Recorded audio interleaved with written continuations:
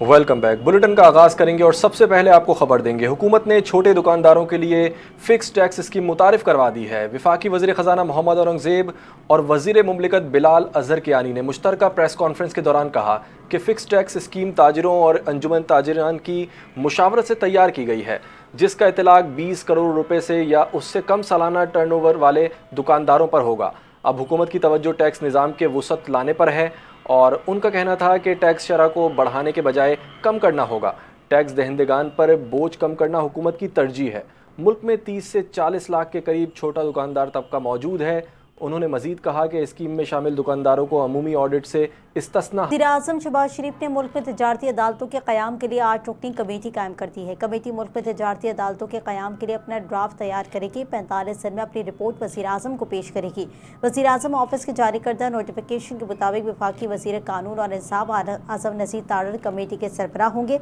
अलामी के मुताबिक attorney general Mansoor Usman, वफाकी वज़ीर बिलाल अज़हर कियानी, सेक्रेटरी कानून वकला फैसल तकवी, अली अलमानी, ज़ैनब जंजुआ और इब्राहिम आफरीदी भी कमेटी का हिस्सा हैं। सियासी मंजरनामे से खबर यह है कि आज़ाद कश्मीर में 27 जुलाई को इंतखाबात मखसूस नशिस्तों पर तनाज़ा शिद्दत इख्तियार कर गया। वज़ीर दिफ़ा ख्वाजा आसिफ ने आज़ाद कश्मीर असम्बली की महाजरीन के लिए मखसूस नशिस्तों के खात्मे के मुतालबे को मुस्तरद कर दिया। कहा, ऐसा मुतालबा इंतखाबी अमल को सबोताज करने के मुतरादिफ है। जमहूरी तरीका यही है कि ऐसे मुतालबात को इंतखाबात में आवाम के सामने रखा जाए और फैसला वोटर पर छोड़ा जाए। उन्होंने मजीद कहा कि इंतखाबात से कबल इस नौइयत के मुतालबात ब्लैक मेलिंग का असर देते हैं, जो किसी सूरत काबिल कबूल नहीं। पाकिस्तान भर में कश्मीरी महाजरीन की नुमाइंदगी के लिए नशिस्तें मौजूद हैं। उन महाजरीन को उनकी नुमाइंदगी के हक से महरूम नहीं किया जा सकता। इलेक्शन कमीशन ने आज़ाद कश्मीर में आम इंतखाबात की तारीख का ऐलान कर दिया है। इलेक्शन कमीशन के मुताबिक आज़ाद कश्मीर में आम इंतखाबात 27 जुलाई को होंगे। गुज़िश्ता रोज़ आज़ाद कश्मीर की कानून साज असम्बली ने कश्मीरी महाजरीन की 12 नशिस्तें बरकरार रखने की करारदाद मंजूर की थी। आज़ाद कश्मीर कानून साज असम्बली की जानिब से मंजूर करदा करारदाद में कहा गया कि महाजरीन की नुमाइंदगी तारीखी और आइनी हकीकत है।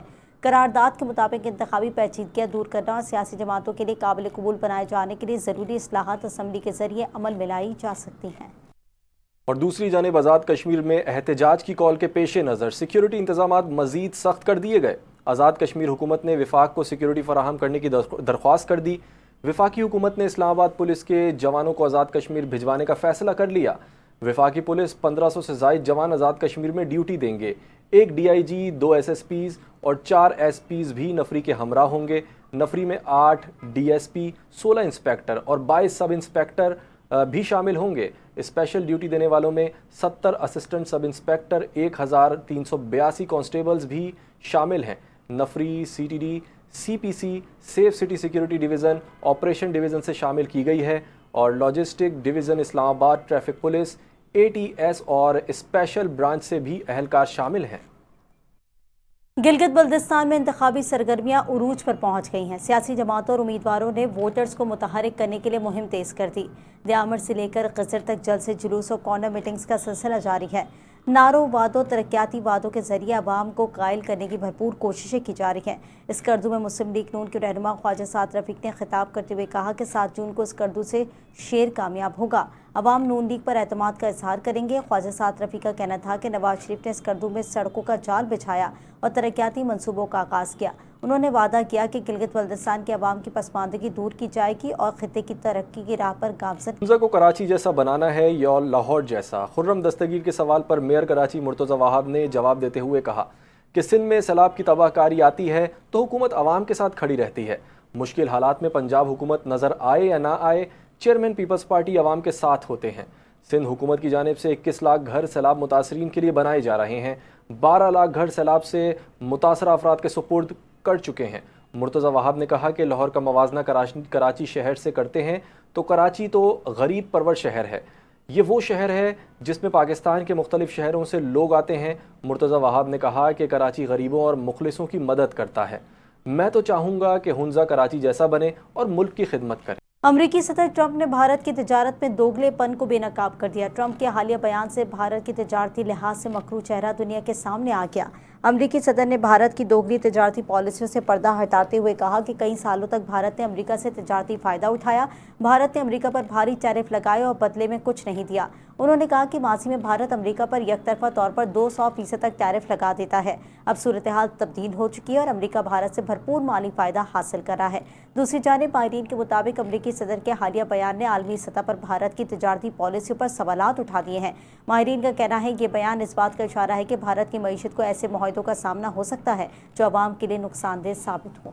آگے بڑھیں، آپ کو بتائیں کہ پاکستان عالمی سطح پر کردار ادا کرنے کے لیے پرعزم ہے۔ ہمیں پرامن دنیا کی جانب بڑھنا ہے، اس کے لیے سرحدوں کی حفاظت ضروری ہے۔ وفاقی وزیر داخلہ محسن نقوی کا شنگھائی تعاون تنظیم کے وزرائے داخلہ اجلاس سے خطاب، کہا بارڈر سیکیورٹی کے لیے SCO کا پلیٹ فارم اہم ہے۔ پاکستان ہر ملک کی خود مختاری کا احترام کرتا ہے، ہمیں ایک دوسرے کے تجربات سے فائدہ اٹھانا ہے۔ بارڈر سیکیورٹی سرحدی جرائم کی روک تھام کے لیے بہت اہم ہے۔ انہوں نے کہا کہ ہمارے خطے کو سنگین اور پیچیدہ سیکیورٹی چیلنجز کا سامنا ہے۔ پاکستان نے دہشت گردی اور انتہا پسندی کے خلاف بے مثال قربانیاں دی ہیں۔ دہشت گردی، منظم جرائم، منشیات کی اسمگلنگ، سائبر کرائم اور ٹیرر فائنینسنگ کے خلاف مشترکہ حکمت عملی ناگزیر ہے۔ جرائم پیشہ نیٹ ورکس مصنوعی ذہانت اور ڈیجیٹل پلیٹ فارمز کا غلط استعمال کر رہے ہیں۔ ایرانی وزیر خارجہ عباس عراقچی کا کہنا ہے کہ مجتبی خامنہئی مکمل اختیارات کے ساتھ ایران کی قیادت کر رہے ہیں۔ رہبر انقلاب کے ساتھ رابطہ مسلسل برقرار ہے، ان کی ہدایات فوری حکام تک پہنچتی ہیں۔ ایک انٹرویو میں ایرانی وزیر خارجہ عباس عراقچی نے کہا کہ جنگ بندی کا اطلاق تمام محاذوں پر ہونا چاہیے، جس میں لیبنان بھی شامل ہے۔ ایران جنگ نہیں چاہتا، جارحیت مسلط کی گئی تو فیصلہ کن جواب دیں گے۔ ان کا مزید کہنا تھا کہ خلیجی ممالک کو پہلے ہی آگاہ کر دیا تھا کہ حملے کی صورت میں امریکی اڈے نشانہ ہوں گے۔ ہمسایہ ملکوں میں امریکی اڈے نہ ہوتے تو ان پر حملے کی نوبت نہ آتی۔ امریکہ نے خلیجی ممالک کو سیکیورٹی دینے کے بجائے عدم تحفظ سے دوچار کیا۔ ٹرمپ اور نیتن یاہو کو توقع نہیں تھی کہ ایران اتنی طاقت سے جواب دے گا۔ ایران اور روس کے درمیان جوہری توانائی کے شعبے میں تعاون کو مزید وسعت دینے کے لیے $25 ارب مالیت کی مفاہمتی یادداشت پر دستخط کر دی گئی ہیں۔ غیر ملکی میڈیا رپورٹس کے مطابق معاہدے کا مقصد ایران کے ایٹمی ڈھانچے کو وسعت دینا اور دونوں ممالک کے درمیان اسٹریٹجک تعلقات کو مزید مضبوط بنانا ہے۔ ماسکو میں منعقدہ آن لائن کانفرنس سے خطاب کرتے ہوئے ایران کے سفیر کاظم جلالی نے کہا، ہرمز منصوبہ بوشہر نیوکلیئر پاور پلانٹ کی توسیع ایران اور روس کے درمیان پرامن ایٹمی توانائی کے شعبے میں تعاون کے اہم ترین منصوبوں میں شامل ہے۔ $25 ارب کی سرمایہ کاری سے تیار کیے جانے والا ہرمز منصوبہ ایران کا سب سے بڑا ایٹمی منصوبہ ہے، جو روس کی سرکاری ایٹمی کمپنی روساتوم اور ایرانی نجی شعبے کے اشتراک سے مکمل کیا جا رہا ہے۔ انہوں نے کہا کہ روسی گیس کی ایران کے ذریعے ترسیل، یوریشیائی ممالک کے ساتھ تجارت و توانائی، ٹرانسپورٹ اور جدید ٹیکنالوجی کے شعبوں میں تعاون بھی تیزی سے۔ وزیر اعلیٰ سندھ سید مراد علی شاہ کی زیر صدارت گندم کی خریداری اور ذخائر سے متعلق اجلاس منعقد ہوا۔ صوبائی وزراء مکیش کمار چاولہ، محمد بخش مہر، جام خان شورو سمیت دیگر متعلقہ حکام نے شرکت کی ہے۔ وزیر اعلیٰ کو بریفنگ میں بتایا گیا کہ اس سال گندم خریداری مہم کا ہدف 10 لاکھ میٹرک ٹن مقرر کیا گیا تھا۔ حکومت نے گندم کی امدادی قیمت $3500 فی 40 کلو مقرر کی گئی ہے۔ 4 جون تک محکمہ خوراک سے 59,835 میٹرک ٹن گندم خرید سکا ہے۔ کم خریداری کی بڑی وجہ حکومتی امدادی قیمت اور مارکیٹ ریٹ کے درمیان فرق ہے۔ اجلاس سے خطاب کرتے ہوئے وزیر اعلیٰ سندھ نے گندم کے ذخیرہ اندوزی اور مصنوعی مہنگائی پر قابو پانے کی ہدایت کی ہے۔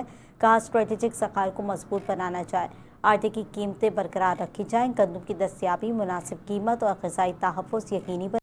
اور اب آپ کو خبر دیتے چلیں، national electric power regulatory authority نے اپریل کی فیول پرائس ایڈجسٹمنٹ کی مد میں بجلی ₹1.19 مہنگی کر دی ہے، جبکہ سہ ماہی ایڈجسٹمنٹ کے تحت بجلی ₹1.98 فی یونٹ سستی کر دی ہے۔